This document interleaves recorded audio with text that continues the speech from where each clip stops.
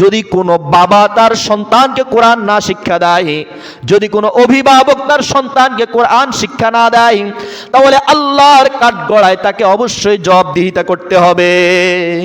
যারা এই কোরআন এবং হাদিস শিখে, হাদিসের ভাষায় তাদেরকে বলা হয় তালিবুল ইলম।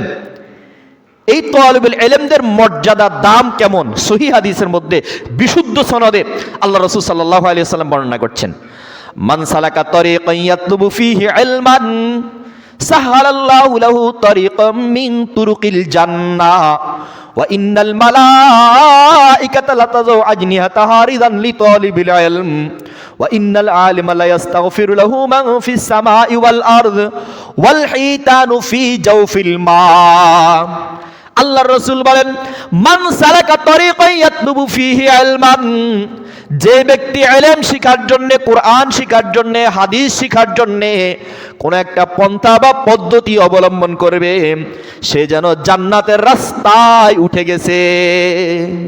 আল্লাহ তাআলা তাকে জান্নাতের রাস্তায় চালাচ্ছেন। ওয়া ইন্নাল মালাইকাতা লাতাযু আজনিহাতাহা রিদান লিতালিবিল ইলম, কোরআন যারা শিখতে যায়, হাদিস যারা শিখতে চায়, আল্লাহ তাআলা রাসূল সাল্লাল্লাহু আলাইহি ওয়াসাল্লাম বলছেন, নূরের ফেরেশতারা তাদের পায়ের নিচে পর পাখা বিছায়া দেয়।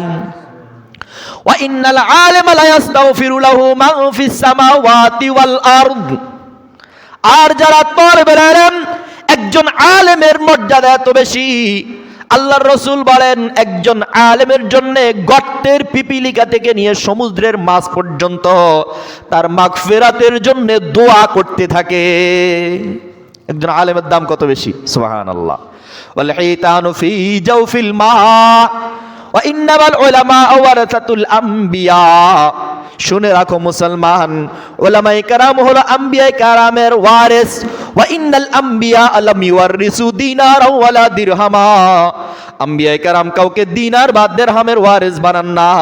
ওয়া ইন্নামা ওয়ারাসুল ইলমা, তারা ইলমের ওয়ারিস বানান।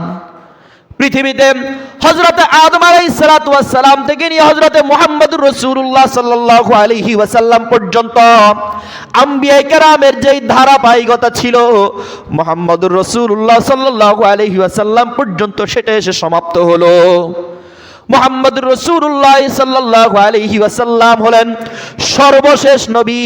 আল্লাহর রাসূল বলেন, আনা খাতামুন নাবিয়্যিন লা নাবিয়্যা বাদি, আমি শেষ নবী, আমার পরে আর কোন নবী আগমন করবে না, আমার পরে আর কোন নবী নাই। সুতরাং কিয়ামত পর্যন্ত শুনে রাখো, নবী না থাকলে কি হবে, নবীর যে সকল কাজগুলো, এই কাজগুলো আঞ্জাম দিবে আমার উলামায়ে কেরাম। আমি নবী নাই, উলামায়ে কেরাম হলো আমার ওয়ারিস। আমি যে কাজগুলো করতাম, তারা আমার স্থলাভিষিক্ত হিসেবে তারা সেই কাজগুলো আঞ্জাম দিবে। এই কারণে কিয়ামত পর্যন্ত উলামায়ে কেরামের ধারাবাহিকতা অব্যাহত রাখতে হবে। মুসলমান ভাইরারে আমার, শুনে রাখেন, কোরআন এবং হাদিসের জ্ঞান এটা কত গুরুত্বপূর্ণ। আল্লাহ রাসূল বলেন, তলাবুল ইলমি ফারিদাতুন আলা কুল্লি মুসলিম, দ্বীন ইলম শিক্ষা করা প্রত্যেক মুসলমানের জন্য ফরজ। আপনি একজন বাবা, আপনার সন্তানকে কোরআনের জ্ঞান শিক্ষা দেওয়া ফরজ। আপনি একজন ভাই, আপনার ভাই হিসেবে আপনার ভাইকে কোরআনের জ্ঞান শিক্ষা দেওয়া ফরজ। আপনি মা, আপনার সন্তানকে কোরআনের জ্ঞান শিক্ষা দেওয়া ফরজ।